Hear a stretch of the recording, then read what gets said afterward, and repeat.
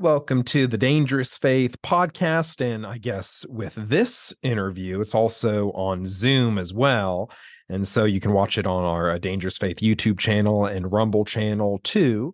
But, anyways, no matter how you're getting this, I hope you're having a great time. And it is my joy and honor to welcome onto the show Shelby, a dear friend of mine from Towson University back in our college days. And I'll let her introduce herself and talk more about just what she's into and what she's up to these days. But I figured she loves the pro-life movement, pro-life topics and issues. And so that's a big part of what we'll be talking about today. So Shelby, welcome to the show. How are you doing today? Thanks. I'm good. It's really good to finally be here. I know that we've talked about being a part of this podcast for a while now and long time coming. So I'm really excited to finally get the opportunity to really do it. Absolutely. I'm happy to. I know it's one of those things we'll text about or call about. It's just like, oh, hey, one day this would be nice, and it's actually happening. So I'm excited too. But all right, Shelby, tell our listeners and our viewers just a little bit about yourself. And also, she is a writer too. And I'm excited. We'll get into that. But anyways, tell us a little bit about yourself, and maybe if people want to learn more about you, what they can do for that. Sure. So, like Nate said, we met at Towson University.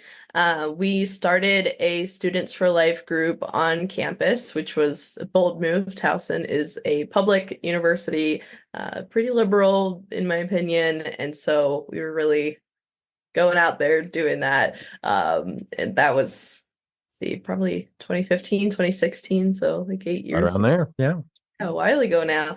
After college, I went to Ave Maria School of Law. So, getting my law degree in a Catholic conservative environment as well.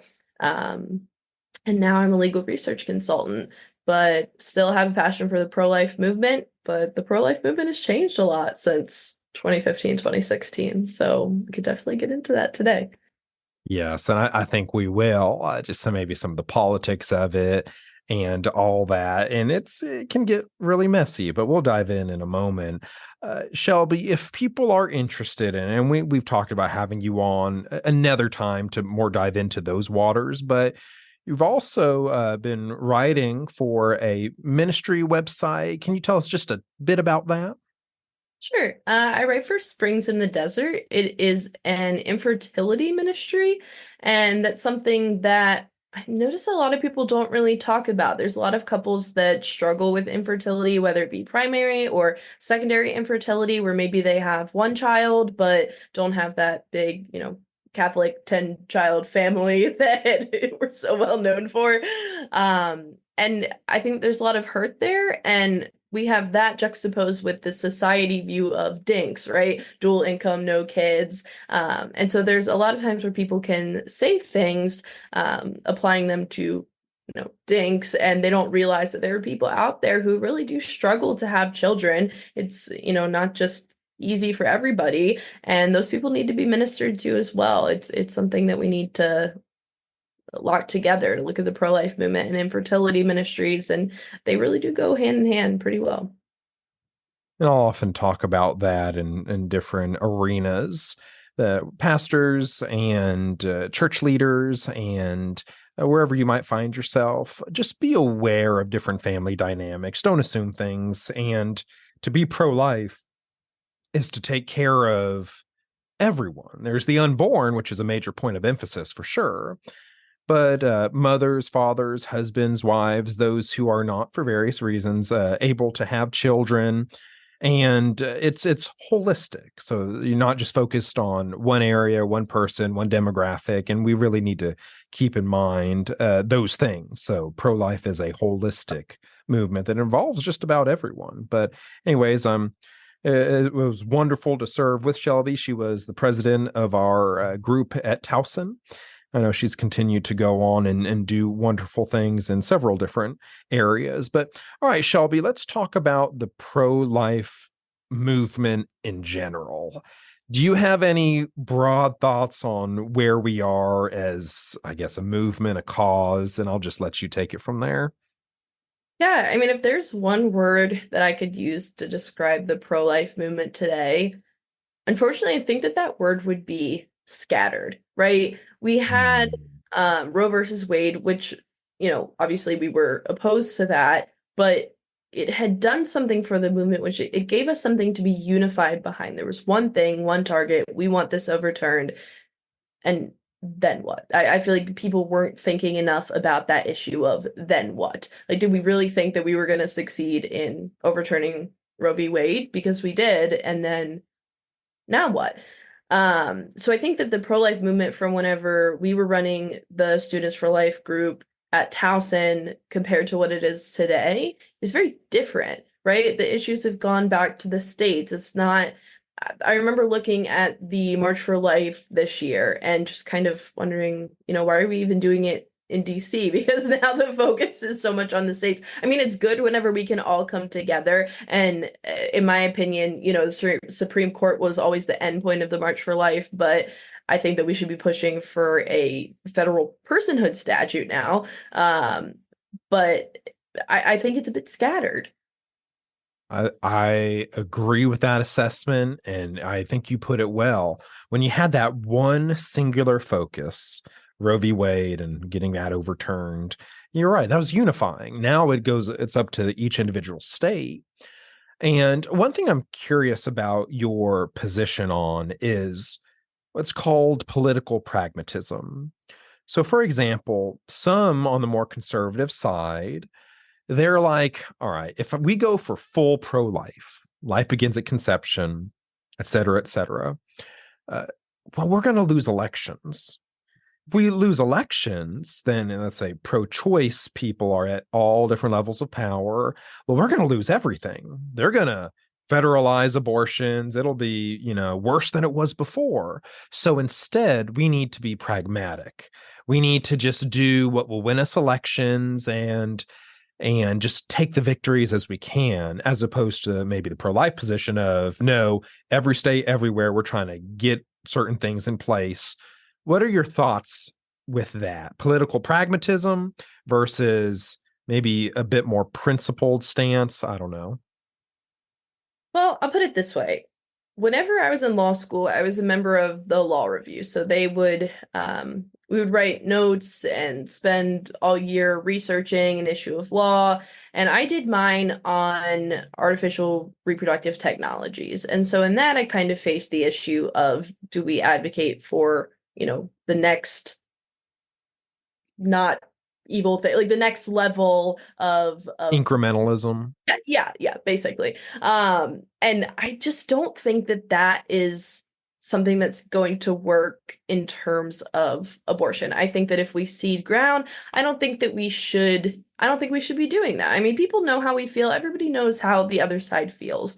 Um, and I certainly don't think that we should be, and this is hopeful thinking because politics, right? I don't think that we should be lying about our goals, our aims, just to win elections and then pull the rug out from under people because that's just transparent. You're just giving the other side reasons to, good reasons to think that you're liars, to think you have ulterior motives. Um, and it's kind of like poking the hornet's nest, right? So I don't think that we should cede any part of our positions. I don't think that we should go incrementally. Honestly, I view abortion as the lowest increment. I'm definitely one of those people who thinks that we should take it further. So no, I don't think that we should compromise or lessen our views, extend abortion permissions just to win elections. Yeah, I think I agree with you. Here in Alabama, we have one of the strongest pro-life laws in the nation, and we're very proud of that. And it's basically abortions banned in all cases except for when the life of the mother is verifiably at risk physically. And what's that? I said that's a good note because there was one caveat with the life of the mother exception that worries me because I too am like, if a woman's life is in danger and you can only save one, that is my sole exception. But I think that something that I've learned in law school, whenever you say the life of the mother, that affords a lot of wiggle room because people can say, well, my life, my happiness is part of my life, my mental health is part of my life, and I'm going to be really depressed if I have to carry this pregnancy to term. So verifiably physical threat to the woman's life. You know, I just Yes. had to put it there. No, I love that because you're trained in law. Like you see those things. You see the loopholes and all that people try to grab onto. So no, I appreciate that. And recently, Arizona joined Alabama and some other pro-life states with what happened in that state. And what you saw with the Republican Party was people who were formerly kind of sort of pro-life. They're like, hold on now, whoa. And they went after the pro-life law and they said, no, we need to move against it. We need some sort of, I don't know, 15-week ban. Or Donald Trump was like, just leave it up to the states. So that kind of spurred me to ask that question to you, that they're thinking politically. They're like, we're going to go the centrist route, the moderate route of just leave it up to the states. And I'm like, well, what happens then? Let's say, like you said, you get into office, you get into power, you have nothing to say to the pro-choice states because you ran on leaving it up to the states. So then once you're in power, you can't tell them to get more pro-life because then that's contradicting the platform you ran on. So you're kind of stuck. Once you get there and you win the election, you can't do anything to make states more pro-life. Otherwise, you'd be contradicting what you ran on. Anyways, I just wanted to get your opinion there. And oh, go. I will say I do have a further opinion with that, which kind of takes me to the heart of why I actually don't really like the Dobbs opinion. So Dobbs was the case that overturned Roe versus Wade, and I think that the pro-life movement was so ready to overturn Roe versus Wade that we didn't consider the caveats of how that could be done. And the Dobbs opinion took a very legal approach to it, right? We talked about due process. We talked about, rights that the Constitution does not recognize. And quite frankly, I think that the court really dropped the ball on that one because the logic of it, I do have to agree a little bit with the minority in that case of this could impact other rights that we weren't necessarily focused on. And so now people are panicked about things. And what we did was we left all of this on the table of what about the science of it? They don't talk about the science of it in Dobbs, right? Why are we pro-life? Not because of the Constitution or what it does or doesn't say. Like, we are people who, yes, we are people of faith. So there's that element. But if you were to tell me today, and you knew me at a point in my life whenever I was really close to just identifying purely as an atheist, and even at that time, I was staunchly pro-life because I don't see it as a religious issue. I don't, I never use religion to defend my pro-life beliefs.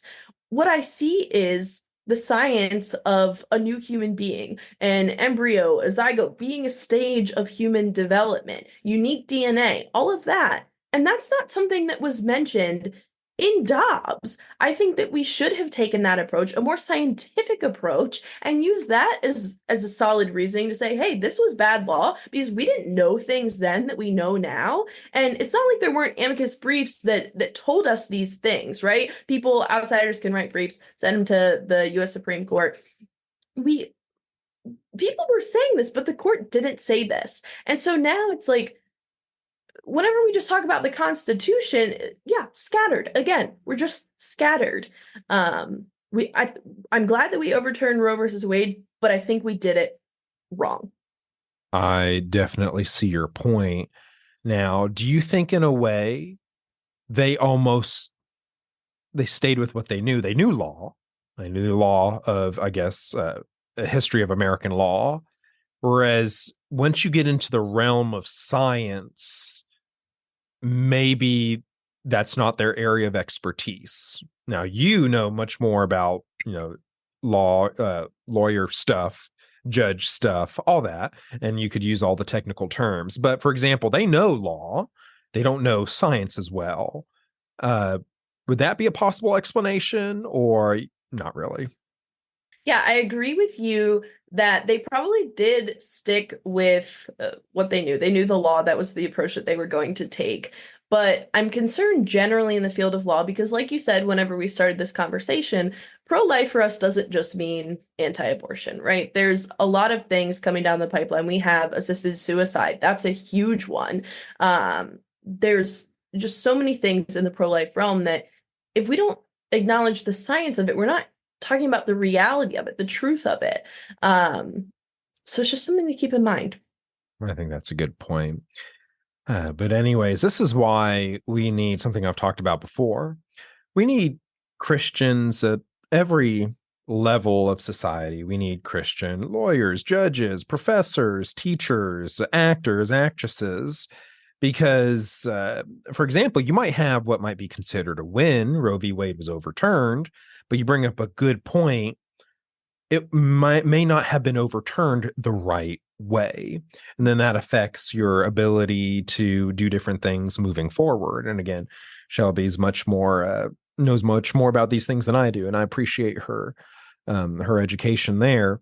But so we can talk now about pro-life again in general. If you were to mentor, disciple a young lady, and she's like, Shelby, I want to join the pro-life cause. I want to do things, activism, get the word out.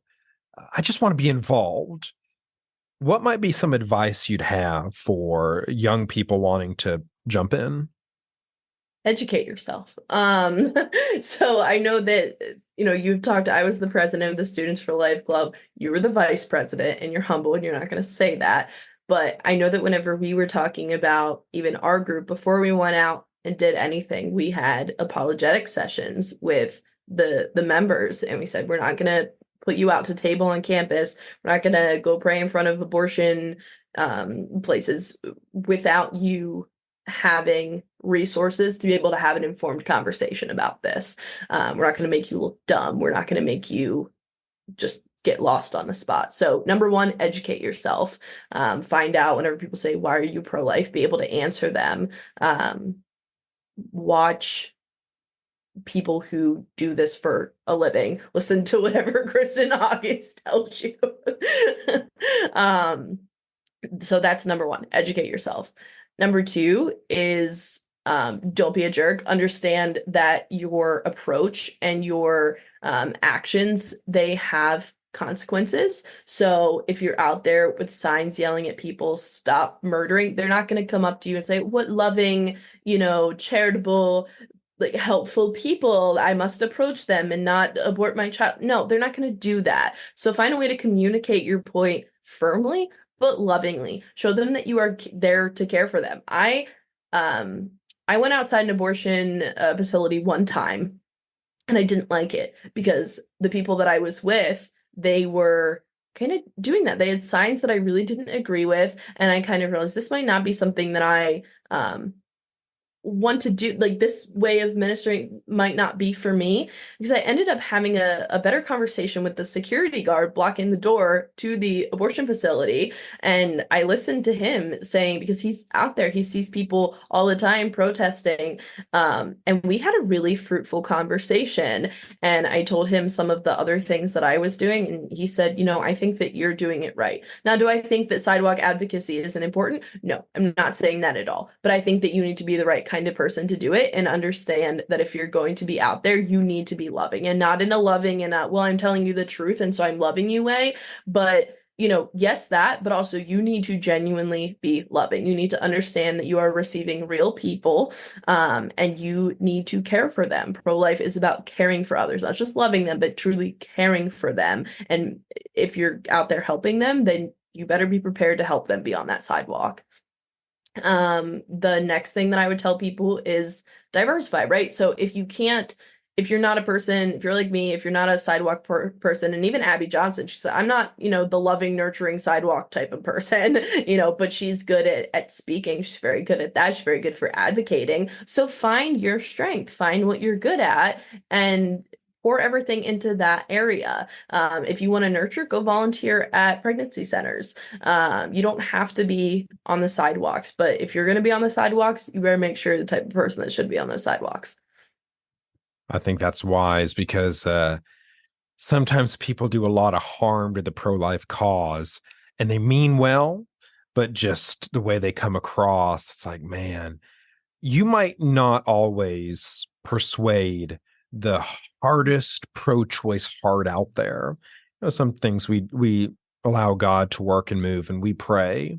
But there are a lot of people on the fence that might not know their position. They might not know where they stand. They're kind of working through things or thinking through things. And if they see the harshest of us, the meanest, just the nastiest of us saying things, all of a sudden they're like, well, I definitely don't want to be with them. So I'm going to choose the other side. And so it's very important that our witness be Christ-like, honorable, loving, kind, but not compromising. Yeah, so I know that we talked about making sure that if you're going to the sidewalk, if you're going to go advocate on sidewalk, then you want to do it the right way. And I do want to plug, like I said, I went to Ave Maria School of Law, and an alumna from my school who's on the alumni committee with me, she actually founded Sidewalk Advocates for Life, which is an organization that really seeks to equip people with those skills that you can lovingly go and minister. So I'd recommend at least everybody watching this go check out their website. Okay. I think that's great. And we all need resources and training. And what I'd also encourage is there are lots of organizations and groups, probably wherever you are. So you have pro-life pregnancy health clinics. You have maybe local college campuses, and there are going to be a lot of people there, men, women, that will need resources in case certain situations come up. At churches that need to know. Shelby is Catholic, so we would say parishes, right?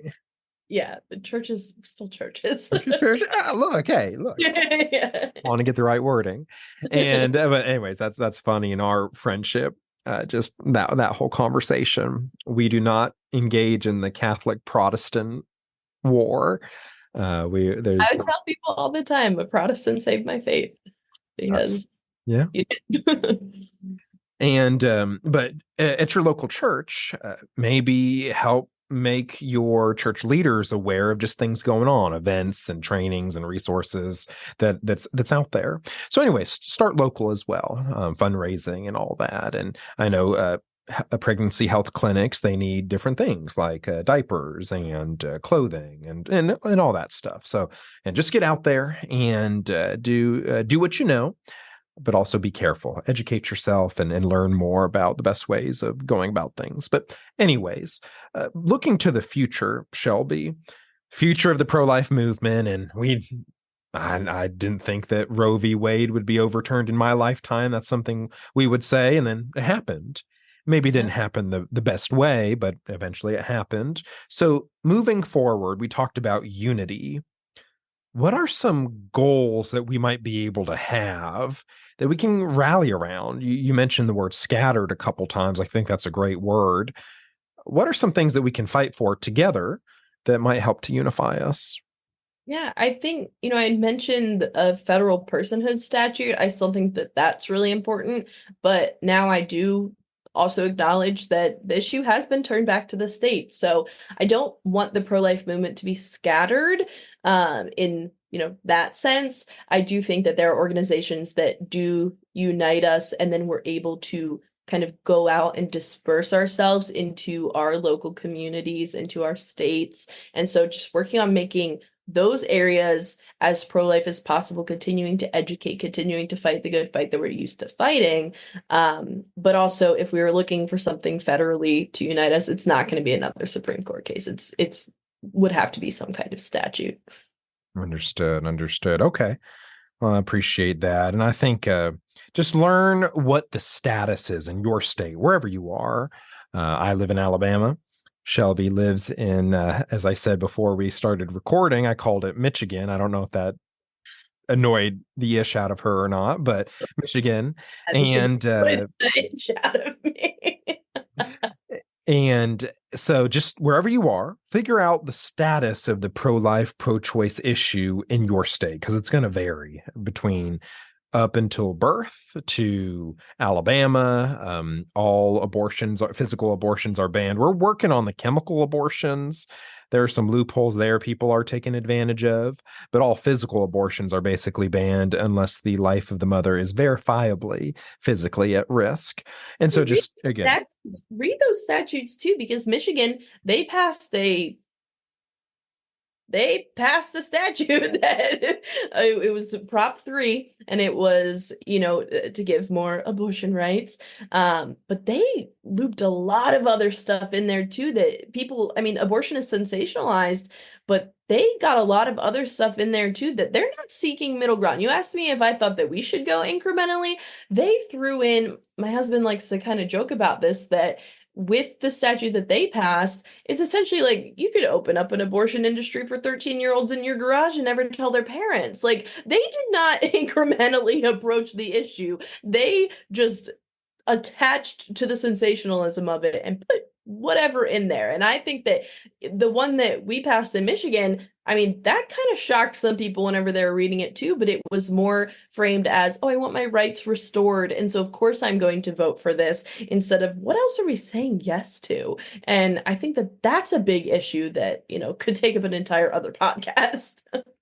I agree. And that is a massive part of legislation is the fine print that people don't advertise, the part they keep quiet. And that's not just with the pro-life issue, it's with a lot of different stuff. For example, here in Alabama, they're looking to expand gambling. And so there's just different parts of bills that like different things that are attached that it's the fine print. They don't advertise on what they're going for. But yeah, it's just another example. But anyways, so I'm glad that gives us some goals and hopefully we can rally around it, but just do what you can where you are. Sometimes we get a little bit despondent because we're like, I'm just one person. What can I do? Well, what you can do is to love and serve the people in your life, to be a support for mothers and fathers and couples, and to be there for them, to listen to them, provide resources as you're able to through your local church or through your local pro-life ministry. And so maybe you can't change the whole country, but you can affect where you are. And so start there. And I don't think you should try to change individually, don't try to reinvent the wheel. Don't try to take off, bite off more than you can chew. I think you do your part in it, and that's where you're going to have the most impact. Now, Shelby, this is a part of another topic that we're going to get into, the gender wars. You have women heading very progressive to the left, and our young men are heading to the right. And you have various versions of feminism, all the different waves. And then you have the reactionary red pill manosphere, Andrew Tate wannabes, and all that. Just feminists say, don't get married because marriage is a tool of the patriarchy. Andrew Tate bros say, don't get married because women can take half of everything you've worked for, so don't get married. Anyways, wherever you go in all that, and I know the pro-life, pro-choice issue is a part of that gender war. So do you have any thoughts on that broadly? And then we can go into specifics a little bit more, but any thoughts overall? I think this is a really great opportunity for me to say what I tell, you and other male pro-life friends of mine, which is that I, a woman with a uterus and, womanhood, would like to give you formal position to use my voice to defend your position. So I don't know if I should get like little cards and hand them out to say, a woman told me I'm allowed to have an opinion. But I don't think that it would necessarily matter because what is a woman, right? What is a woman? Exactly. Now it's however you feel in the moment, I guess. I think that the whole gender wars thing and all the there's so much that you could say about all of that. It kind of hits me a little bit personally because I don't know if you even know this story about me, but whenever I was about 2 or 3, it took my hair a long time to come in. I was very blonde as a child, and it's not getting my hair in ponytails or anything by the time I was 3. So I had short hair. And I would go around and I would say, I have short hair. Boys have short hair. I a boy. And so in my little preschool, I a boy. I a boy. We go out to the mall and I'd be in my little dress and people would be like, "Oh man, like you have such a cute daughter." And I a boy. And in this day and age, my mother would be considered a bit of an abusive parent because she said, "Shelby, no, you are not a boy. You are a girl." And I said, "I have short hair. Boys have short hair. I a boy." Was that because I thought I felt like a boy? No, it's because I had short hair. And as a 3-year-old, a 2-year-old, without the knowledge that there were differences, I just thought that that's what it meant to be a boy. So my mom was like, "Well, Shelby, there are differences between boys and girls other than hair. Like boys pee standing up and girls pee sitting down." And I was like, "I can do that." And so I did it. I don't know how much of a mess I made, but I was like, "I a boy, your move." Like, and she explains to me the anatomical difference between boys and girls. And I said, "Oh, I a girl." And that conversation.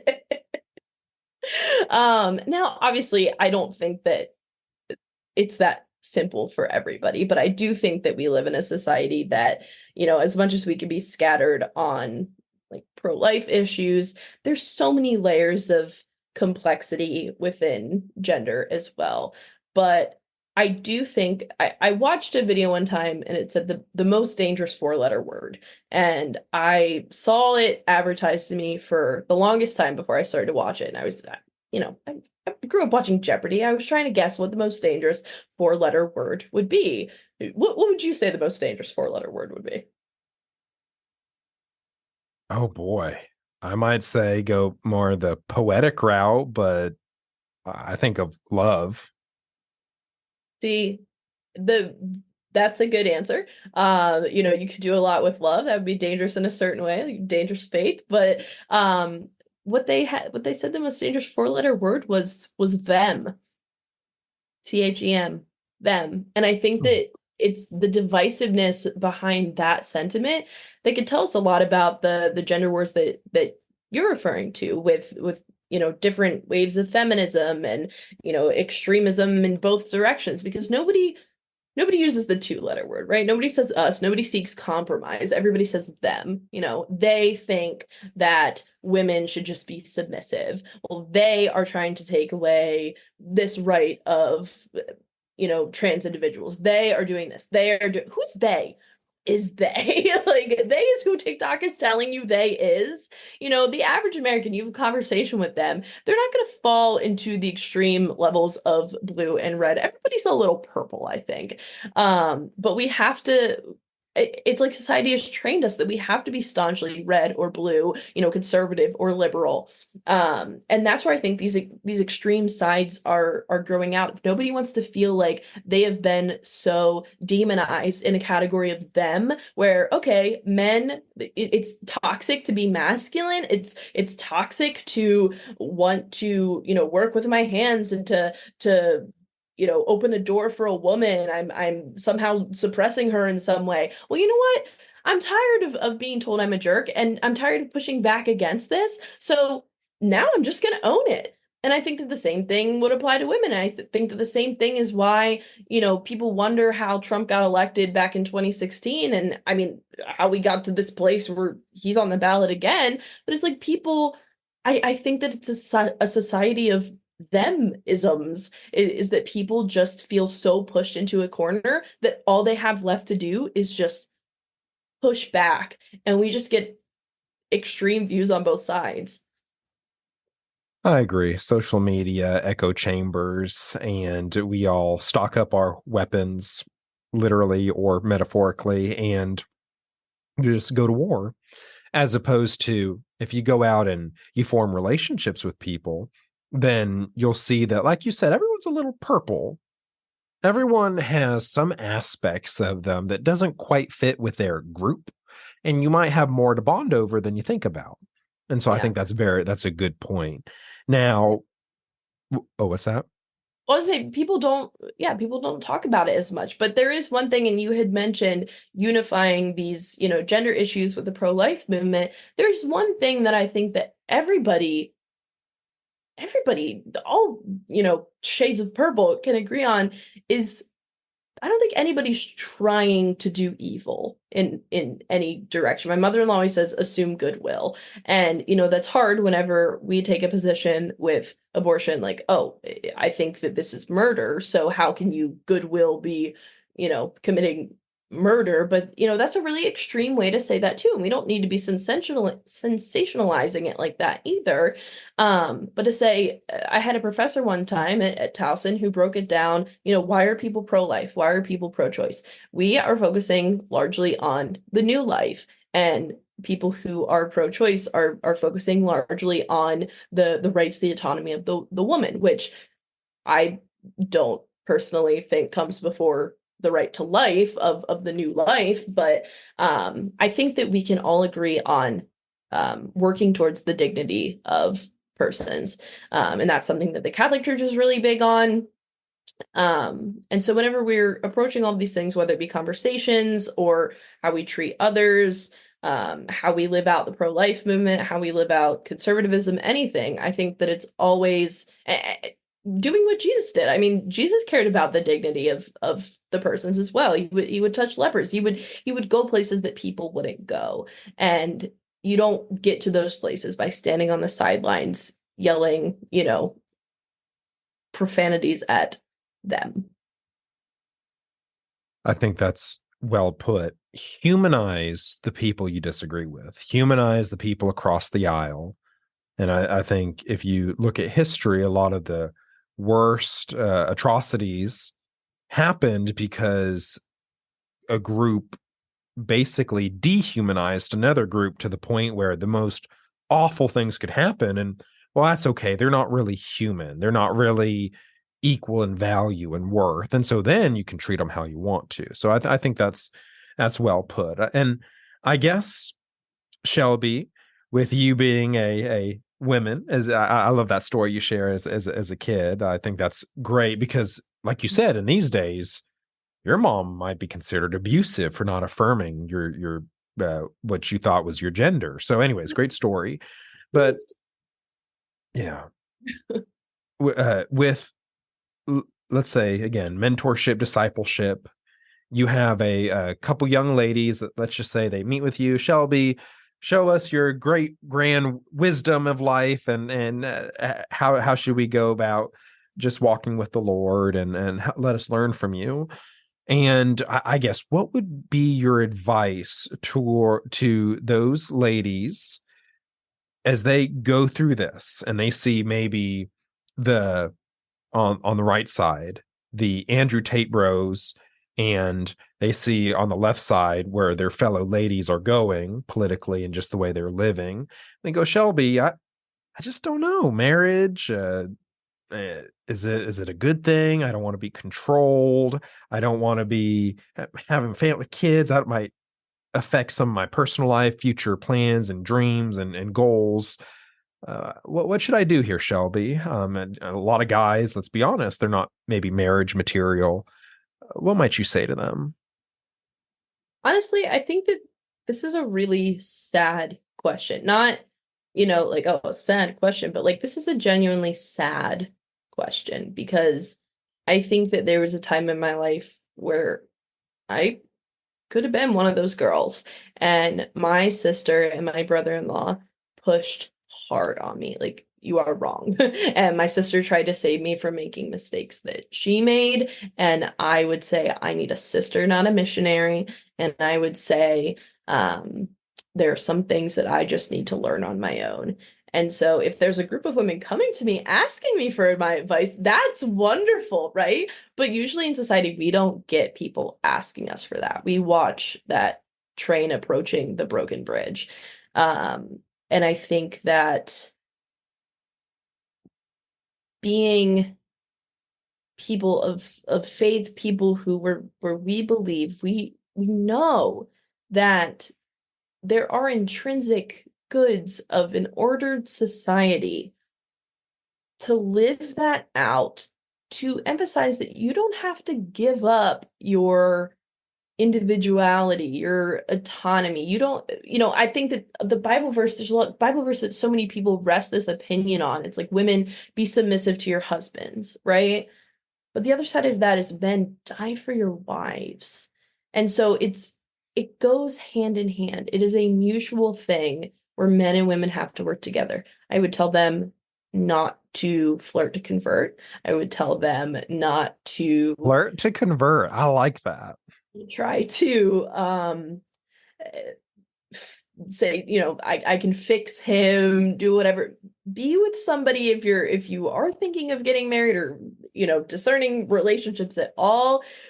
Don't, don't fall into the frozen mindset of things. If he's a bit of a fixer-upper. Nobody's perfect. Understand that. Everybody's a bit of a fixer-upper, but get somebody who is ordered in a way. You as a woman, and I'm Catholic, and so I know that there's a lot of arguments about women in the Catholic Church are so oppressed, all of this.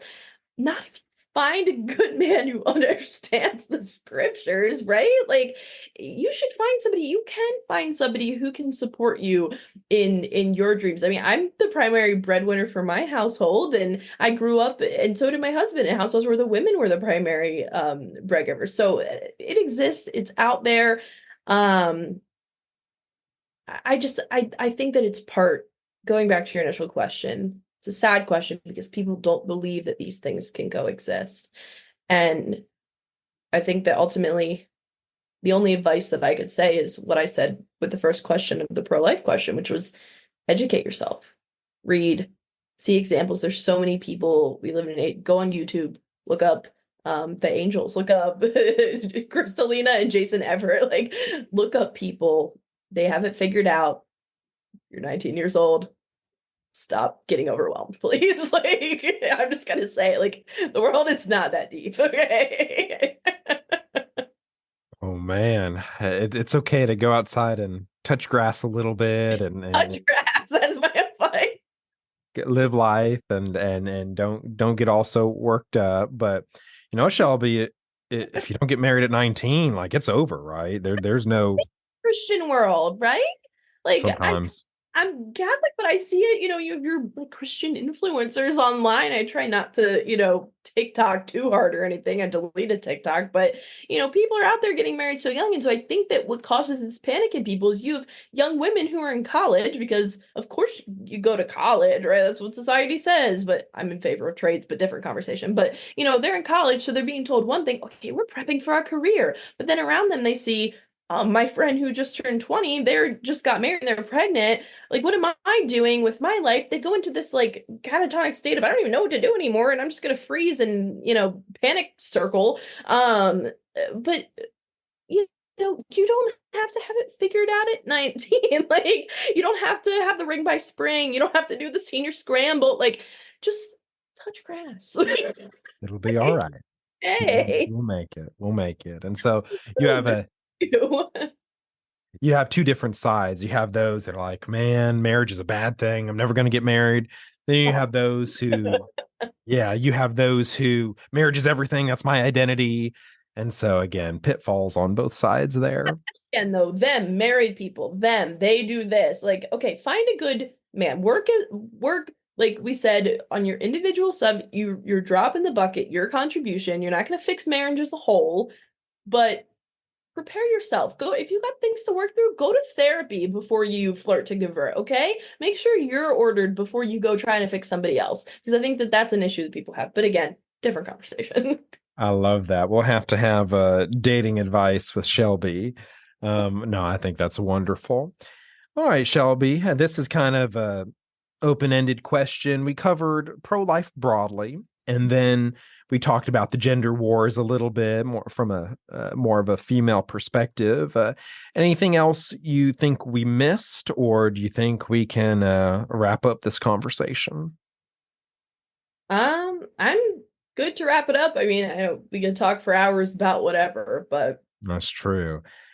Shelby, and we'll keep talking once we're done recording. But Shelby, thank you for joining me. And like I said at the very beginning, there'll be a podcast version of this, and then eventually I'll put up the video on YouTube and Rumble, the video version. But anyways, friends, this has been Shelby. She did a wonderful job, just like I knew she would. She's very well spoken and very educated. But all right, Shelby, thank you for hanging out with me. It was good to see you. Thanks for having me on finally. It was good to finally get to do this. Absolutely. And we'll have you on again about different topics, including I'm learning more and more about your deep love of Taylor Swift. Oh my gosh. God help us all. God help us all. That's well, amen to that. All right, friends, I'll talk with you later. And like I always say, as the weeks go by, we'll have more episodes and videos for you. All right, until next time.